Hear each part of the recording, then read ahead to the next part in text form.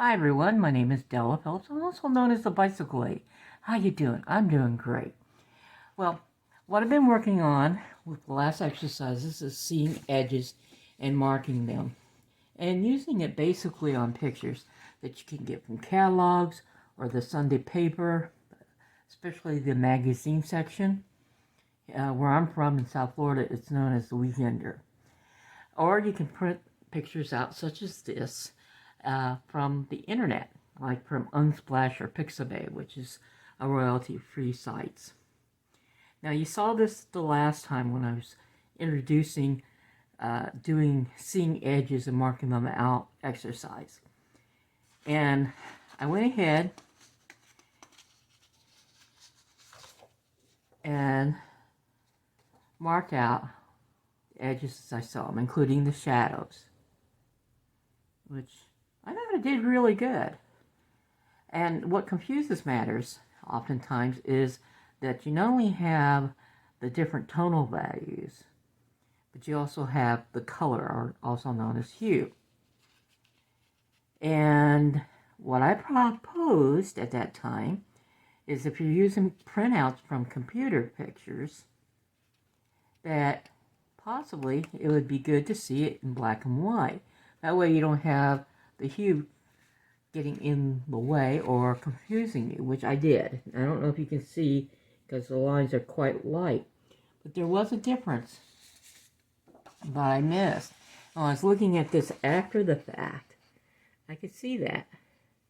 So, definitely looking at it in grayscale was a definite help, and I marked it out. I proposed that last time, and I did find it very, very helpful. Also, after that, I left it a day and then came back to it. And even though I saw it in grayscale, there still is some perceived differences between looking at and seeing the edges with color, in my case, or hue, and rather than just black and white tonal value variations. But it's getting very close, and it's a very helpful way that I have done things and really helped me out. So the caveat is I'm going to continue doing that, not as much as I have been doing in the past, a little over a week, but I found it very helpful. And hopefully you've joined me in doing this because I believe it can help you as well. Now, let's move on to the next step. Next step will be, the new exercise I'm going to start working on is upside down drawing.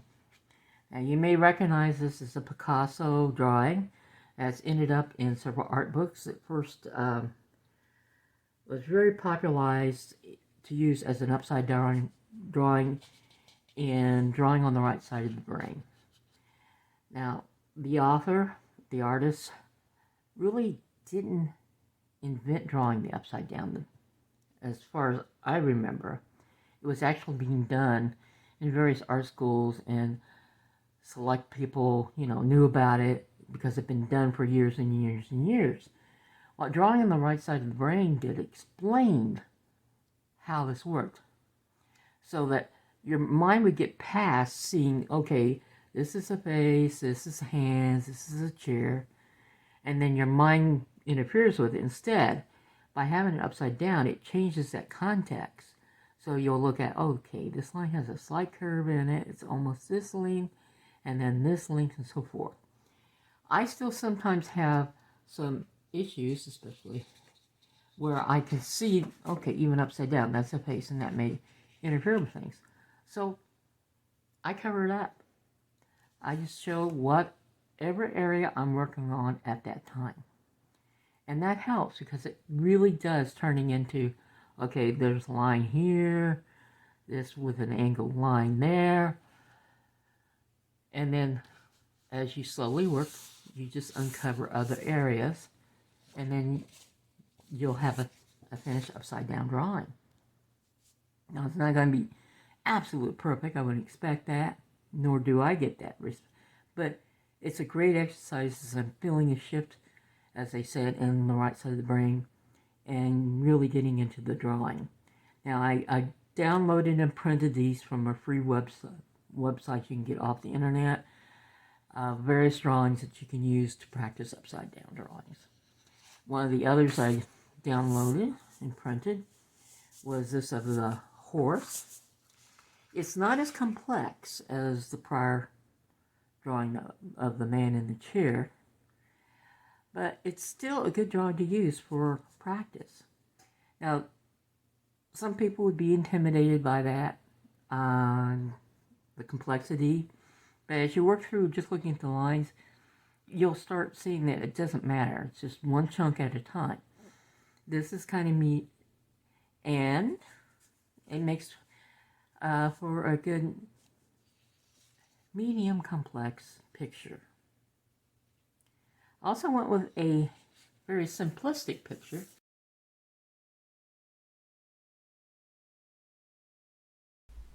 Okay, here you're seeing that I'm pulling everything together, getting ready to do my upside down drawing.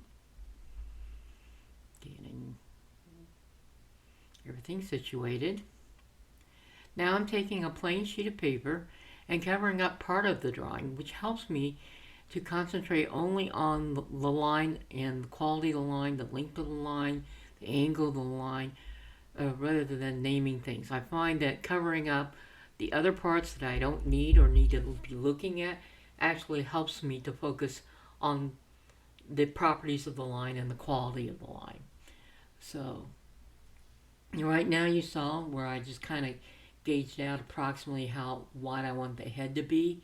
I don't believe this is cheating. It just gives me a point in which I can work with those lines. Let me know if that is the case. Comment below and I will promptly get back with you.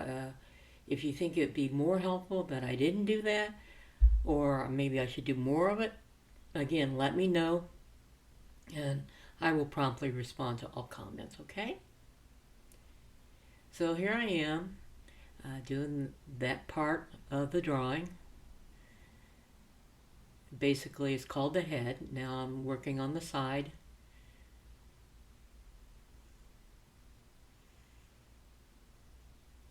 I'm figuring out where to put the triangle type shape, or diamond I should say, which is basically the beak, and then placing the eyes, and then start working on the other side as well. Just trying to get everything done here.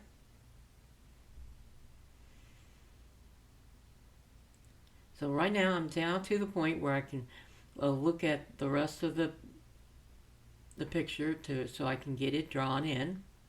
So I uncovered it and I'm working on that now.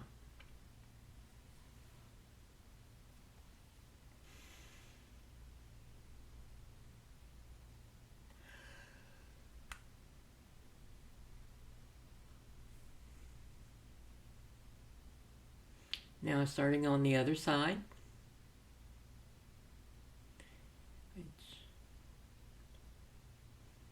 Taking a look at the lines. Then I look at it again. And I actually do use an eraser here. I don't believe that is cheating. I believe it's allowed. Again, if that's incorrect on my part, please let me know. And I'll go from there. Okay? But until then, I believe I can use a minor amount of erasing. That may be a crutch, but again, if you know anything different or if it's better not to, let me know. I would very much appreciate it. Or however it works for you, because really, even though I'm doing these exercises, going back to the basic and stepping through everything and taking the time to do these to help me improve my art skills, I do firmly believe that this can help anyone in learning how to draw or improving the art skills. So I invite you to join me in this journey and do these exercises. And if you have insight on how to improve it or other exercises that would be helpful to do, I really want to hear from you. Okay? Now I'm in the process of finishing up the feet and the last of this drawing, which will end this video. And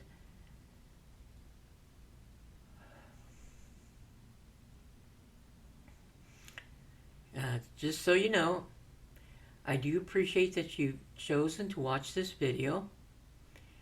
And please give it a thumbs up if you found it helpful, enjoyable, or entertaining. I would appreciate it. It lets me know I'm on the right track, as well as it lets YouTube know you like this type of content. Also considering subscribing and clicking the bell icon. That way you'll be notified when I have posted new videos, okay? Until next time, you have a fantastic day, and I'll see you later. Bye now.